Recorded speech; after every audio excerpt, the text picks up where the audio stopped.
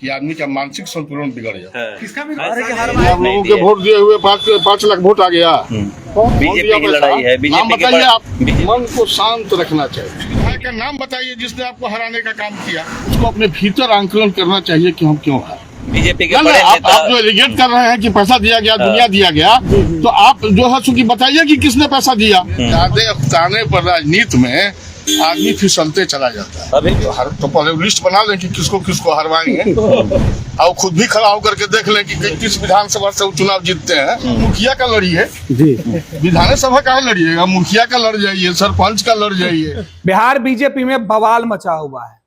पूर्व केंद्रीय मंत्री के आरोपों के बाद, उनके खुलासों के बाद अब सीधे तौर पर भाजपा के अंदर जो विधायक हैं वो गुस्से में लाल पीले दिखाई पड़ रहे हैं और पूर्व केंद्रीय मंत्री को सीधे तौर पर मानसिक रूप से बीमार बता रहे हैं, यानी कि पागल करार दे रहे हैं।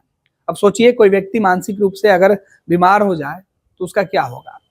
फिसल के गिर जाना, इस तरीके की बातें कही जा रही है। चुनाव हारना और चुनाव जीतना तो लगा ही रहता है, ये नसीहत भी दी जा रही है। पूर्व केंद्रीय मंत्री आरके सिंह ने कहा कि उन्हें हराया गया था पार्टी के लोगों के द्वारा। पार्टी के कुछ बड़े नेता हैं जो उनके खिलाफ साजिश किए थे और उन्हें हराने का काम किए थे। इसका जवाब जब स्थानीय इलाके के जो विधायक है आरा लोकसभा क्षेत्र के, वहां पे आने वाले जो विधानसभा के अलग अलग जो विधायकों से बातचीत की गई, खासतौर पर भाजपा के, तो ऐसे में एक विधायक है बीजेपी के राघवेंद्र प्रताप सिंह। राघवेंद्र प्रताप सिंह से कहा, पूछा, जैसे ही पत्रकारों ने सवाल पूछा कि केंद्रीय मंत्री कह रहे हैं कि मुझे कुछ लोगों ने हरवा दिया, पार्टी के कुछ विधायक और पूर्व विधायकों ने हराया, इस पर वो गुस्से में तमतमा जाते हैं। पूछते हैं कि नाम पहले पूछ लीजिए, वैसे तो मैंने बयान देखा नहीं है लेकिन नाम पूछिए, नाम बताने में क्या हर्ज है, किसने हराया, लिस्ट तो तैयार कीजिए। इस बीच आरके सिंह का दावा कि वो चुनाव में वैसे लोगों को हरा देंगे जिस पर राघवेंद्र प्रताप सीधे तौर पे कह रहे हैं कि अरे चुनाव लड़ने से किसको किसने रोका है। वो मुखिया का चुनाव लड़े, वार्ड कमिश्नर का चुनाव लड़े, सरपंच का चुनाव लड़े तो सही, फिर मालूम पड़ जाएगा कि कौन जीतता है कौन हारता है। दरअसल बिहार की सियासत में पूर्व केंद्रीय मंत्री आरा लोकसभा के उम्मीदवार थे और लोकसभा का चुनाव वो हार गए। तब ये बातें कही गई कि आरा का चुनाव हारने के पीछे सीधे तौर पर पवन सिंह जिम्मेवार हैं। लेकिन चुनाव के तकरीबन 1 साल होने को और इस बीच पूर्व केंद्रीय मंत्री आरके सिंह ने अपने संसदीय क्षेत्र में एक प्रेस कॉन्फ्रेंस करके कहा कि वो सीधे तौर पर पवन सिंह की वजह से नहीं हारे हैं, बल्कि बीजेपी के अंदर जो साजिश चल रही है, जो खेल हो रहा है, उसके वजह से हार गए। उन्होंने सीधे तौर पे कहा कि मुझे हराने में पार्टी के कुछ विधायक, कुछ पूर्व विधायक और पार्टी के जो बड़े नेता जो मुख्यमंत्री बनने का सपना देख रहे थे, उन्होंने मुझे हराया। इसी का जवाब अब बीजेपी के विधायक दे रहे हैं।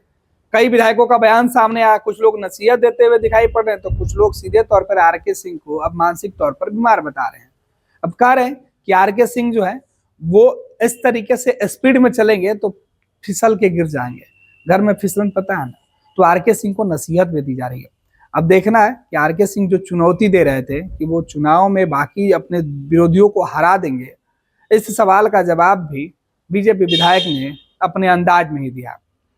आरके सिंह को बीजेपी विधायक की 2 टूक शब्दों में जो बयान है वो निकल कर सामने आया, खुद सुनिए। सर, पूर्व मंत्री का एक विवाद बड़ा वायरल हो रहा है। किनका?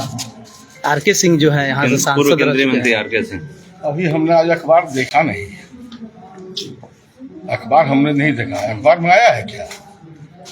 न्यूज़पेपर में आया है? हर जगह चल रहा है, न्यूज पे से लेकर सोशल मीडिया पर टीवी चैनल पे भी चल रहा है। हमने देखा नहीं। वो कह रहे हैं कि हमें हरवाया गया है। कौन कह रहे हैं? विधायक और पूर्व विधायक हमें हरवाए हैं। ये तो वो बताएंगे कि कौन कौन लोग हरवाए हैं। 60% पोलिंग जब वो कह रहे हैं, हमने तो देखा नहीं, लेकिन ये वो कह रहे हैं कि विधायक पूर्व विधायक ने हमको हरवाया, तो उनसे पूछिए कि आप नाम बताइए कि किसने किसने हरवाया। तो बोल रहे हैं कि हम लिख करके केंद्रीय नेतृत्व को दे चुके हैं। एक बात कहें, कभी कभी जीवन में ऐसे अवसर आते हैं कि आदमी का मानसिक संतुलन बिगड़ जाता है। किसका भी हरवाएंगे, जो लोग विधानसभा में खड़े होंगे उनके भी हराने काम करेंगे। इसलिए चुनाव जीतना हारना जी जीवन में जी मैं कम से कम 12-13 चुनाव लड़ा हूँ जी। 7-8 चुनाव जीता हूँ और हारा हूँ। हारने के बाद हमने अपनी कमी को महसूस किया कि हमारे कमी की वजह से हो सकता है जनता ने हमको नहीं जिताया हो, लेकिन हमने किसी को एलिगेट नहीं किया।